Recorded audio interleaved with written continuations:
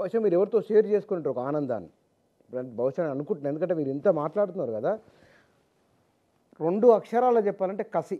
మీ మాటల్లో ప్రతి పదంలో కసి కనబడుతున్నారు. అంటే ఇంగ్లీష్లో రివెంజ్, తెలుగులో ప్రతీకారం. నేను చాలా చిన్నవాడిని. పేదవాడి కోపం పెదవికి చేటు అంటారు. కానీ ఈ రాష్ట్రంలో నాలాంటి వ్యక్తులు ఆవేదనలు ఉన్నారు.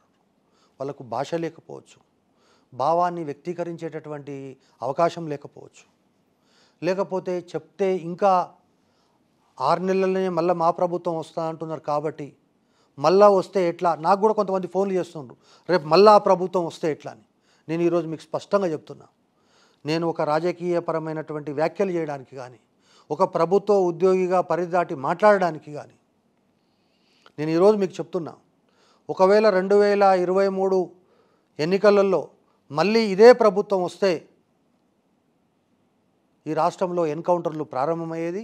ఆ ఎన్కౌంటర్లలో మధుసూదన్ రెడ్డి అనేటోడు కూడా ఒకడు ఉండేవాడు అనేటటువంటిది పూర్తిగా నేను విశ్వసించిన తర్వాతనే, ఇక పోతే ఈ ప్రభుత్వం పోతే మనం బతుకుతాము, ఈ ప్రభుత్వం పోకపోతే మనం చస్తాం అనేటటువంటి ఒక పూర్తి స్థాయిలో ఒక నిర్ణయానికి వచ్చిన తర్వాతనే, ఎన్నికలకు ముందే నా యొక్క అభిప్రాయాలు స్పష్టంగా ప్రజలందరికీ చెప్పిన. రిటర్న్ గిఫ్ట్ ఇస్తారు మీకు అని చెప్పిన. ఎన్నికలకు 1 నెల ముందే ఈ రాష్ట్రంలో ఉన్న ఉద్యోగ ఉపాధ్యాయ కార్మికులు ప్రజలు మీరు పెట్టినటువంటి ఇబ్బందులకు 30వ తారీఖున మీకు భారీ స్థాయిలో రిటర్న్ గిఫ్ట్ ఇవ్వబోతున్నారు చూడండి అని చెప్పిన. నేను చాలా తీవ్రంగా బహుశా మీరు పడిన ఇబ్బందులు అయి ఉండవచ్చు, వారి కారణంగా మానసిక సంక్షోభం కూడా కనబడుతున్నది. చాలా తీవ్రమైన వ్యక్తీకరణ ఉంది మీ మాటల్లో, చాలా తీవ్రమైన వేదనగానే వస్తున్నది. ఈ వేదనను ప్రత్యక్షంగా పరోక్షంగా కూడా ఇనలేదు వాళ్ళైతే. నాది ఆవేదన మాత్రమే. నా కసి ఏం లాభం అవుతుంది? పేదవాడి యొక్క పెదవిచ్చారు అంతే దాట. కానీ నా ఆవేదన అనేటటువంటిది ఈ రాష్ట్రంలో ఉన్నటువంటి లక్షలాది మంది ప్రజలకు ఉంది. మీకు ఆ గుండె చప్పుడు అర్థం కాలేదు. మీరు ఇంకా కూడా ఆ ప్రగతి భవన్లో ఉండేటటువంటి అంగు ఆర్భాటాలను మాత్రమే చూసినారు. బయట పేదవాడు అనేటటువంటి వాడు ఇబ్బందులు పడుతున్నాడు అనేటటువంటిది మీకు చూడలేదు. తెలంగాణ కేసీఆర్ హృదయాన్ని ఎట్లా మీరు నాకు ఇప్పటికీ అర్థం కాదు. వాళ్ళకి ఇంకా దాంట్లోకి వెళ్ళి రాలేదని మీరే కాదు చాలామంది ఈ మాట అంటున్నారు. వాళ్ళు మారినరో లేదో వాళ్ళతో మీరు డిస్కస్ చేసినారా, కూర్చొని మాట్లాడినరా ఏమైనా?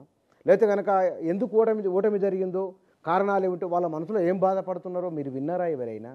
వాళ్ళు ఇంకా మారలేదని ఎట్లా జడ్జ్ చేయగలుగుతున్నారు, ఎట్లా మాట్లాడగలుగుతున్నారు? మేము ప్రజల యొక్క ఆకాంక్షలను కొన్ని నెరవేర్చలేకపోయినాము. మేము ప్రజలు అప్ టు ఎక్స్పెక్టేషన్స్, వాళ్ళు ఎక్స్పెక్టేషన్స్ చాలా ఎక్కువ ఉన్నాయి, మేము అన్ని పనులు చేయలేకపోయినాము. మేము కాళేశ్వరం కట్టినాము, ఇంకో 4 ప్రాజెక్టులు కడతారనుకున్నారు కానీ మేము కట్టలేకపోయినాము. ఇవి కారణాలు కానే కాదు.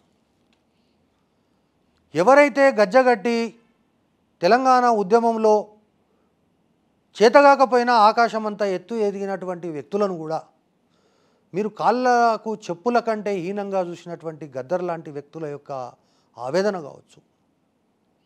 అరే మనము ఈ ముఖ్యమంత్రికి ఏ విషయంలోనైనా ఎప్పుడైనా అర్ధరాత్రి సలహా ఇవ్వచ్చు, చెప్పొచ్చు, సూచన చేయొచ్చు అనుకున్నటువంటి నాలాంటి వ్యక్తులు కానీ ఈ యొక్క మొత్తం వ్యవస్థనంతా కూడా, కాబట్టి వాళ్ళకి తెలుసు కారణం ఏంటి అనేది. ఈరోజు మీకు తెలియదు, నాకు తెలియదు. ఓటమి కారణము ఏంటి అని కనుక కూర్చుంటే ఆ కుటుంబం కూర్చొని 4 కనుక మాట్లాడుకొని అది కూడా మనస్ఫూర్తిగా మాట్లాడుకుంటే కారణాలు అనేటటువంటివి ఖచ్చితంగా ఆ కుటుంబంలో ఉన్నటువంటి వ్యక్తులకు తెలుసు.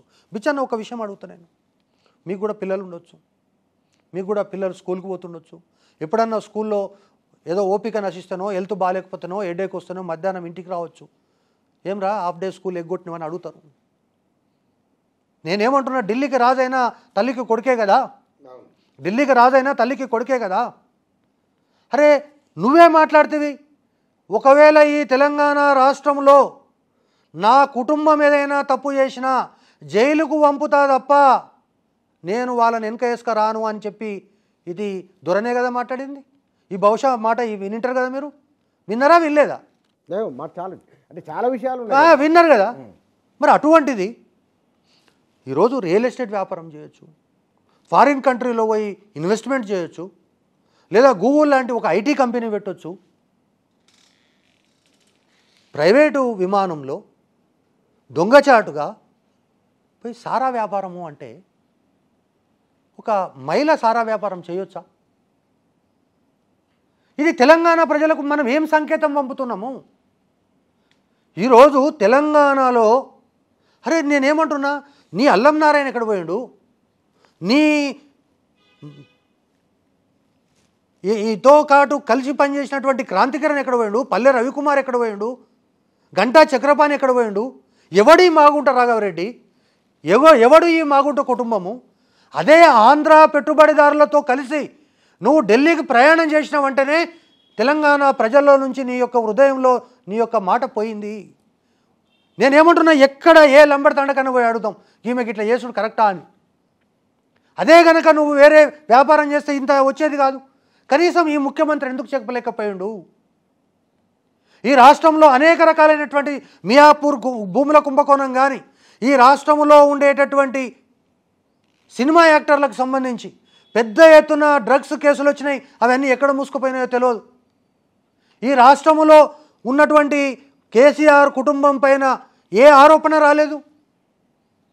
అనేక రకాలైనటువంటి ఆరోపణలు, భూ కబ్జాలకు సంబంధించినటువంటి ఆరోపణలు వచ్చినాయి. తర్వాత సినిమా యాక్టర్లకు సంబంధించినటువంటి ఆరోపణలు వచ్చినాయి. దాంట్లో మొగోళ్ళ మీద ఆరోపణలు వచ్చినాయి, ఆడోళ్ళ మీద ఆరోపణలు వచ్చినాయి. ఇవన్నీ కూడా వచ్చినాయి కదా. గ్రామాల్లో మాట్లాడుకుంటున్నారు. కనీసం సెట్ చేసుకునేటటువంటి ప్రయత్నం మీరు ఎన్నడూ చేయలేదే. నేనేమంటున్నా, తెలంగాణ ప్రజల్ని కాబట్టి నేను ఈరోజు స్పష్టంగా చెప్తున్నా, తెలంగాణ ప్రజలను మనము 9.5 సంవత్సరాలు బందిపోట్ల కంటే ఘోరంగా దోచుకున్నామో, మనము మన తాబేదారులు 150 మందో 200 మందో కలిసి ఈ తెలంగాణను నీళ్లు, నిధులు, నియామకాలతో పాటు ఇసుక, కంకర, సారా అన్ని రకాలుగా ఏ సహజ వనరులను కూడా వదిలిపెట్టి దోచుకున్నాం. కాబట్టి వీళ్ళు మనను ఎందుకు పారిపోయిండండి కాశీం రజ్వీ? ఒకవేళ ఇక్కడే ఉండి ప్రెస్ మీట్ పెట్టి జస్టిఫికేషన్ ఇచ్చుకోవచ్చు కదా. పాకిస్తాన్ ఇక్కడ జస్టిఫికేషన్ ఇచ్చినా ఆయనకి ఏం శిక్ష ఏం పడేది, చిన్న శిక్ష పడేది. పాకిస్తాన్ పోయిండు, చాలా అనామకంగా చనిపోయిండు ఆయన. నేనేమంటున్నా, ఈరోజు తెలంగాణలో కల్వకుంట్ల కుటుంబం యొక్క పరిపాలన కూడా, వాళ్ళ యొక్క పరిస్థితి కూడా, వాళ్ళు 9.5 సంవత్సరాలు ఈ రాష్ట్రంలో ఉన్న మంత్రుల పట్ల అనుసరించిన వైఖరి కానీ, ఎమ్మెల్యేల పట్ల అనుసరించిన వైఖరి కానీ, అధికారుల పట్ల అనుసరించిన వైఖరి కానీ, ప్రజల పట్ల అనుసరించినటువంటి వైఖరి కానీ ఈ రాష్ట్రంలో ఎన్నడూ కూడా లేదు. నేను ఈరోజు మీకు స్పష్టంగా చెప్తున్నా, దాదాపు ఈ రాష్ట్రంలో బీసీ సంక్షేమ సంఘం 60 సంవత్సరాలు, నేను చిన్నపిల్ల ఎల్కేజీలో ఉన్నప్పటి నుంచి బీసీ సంక్షేమ సంఘం ఉంది. ఇప్పుడు 2, 3 అయింది. ఈ రాష్ట్రంలో మందకృష్ణ మాదిగ అనేటటువంటిది ఒక సామాజిక న్యాయం కోసం పోరాడినటువంటి వ్యక్తి. ఆ యొక్క సంఘాన్ని రాజశేఖర రెడ్డి లాంటి వ్యక్తి కూడా దాన్ని చీల్చి చెండాడాలని ఎన్నాడు అనుకోలే. ఈరోజు ఎంఆర్పిఎస్ ఎన్ని ముక్కలైందో తెలియదు. ఈరోజు ఆదివాసులకు లంబాడీలకు మధ్యన పంచాయతీ, చెరువులు ముందున్నోనికి పంచాయతీ, చెరువు వెనుక ఉన్నోనికి పంచాయతీ, చెరువు కట్ట మీద ఉన్నోనికి పంచాయతీ.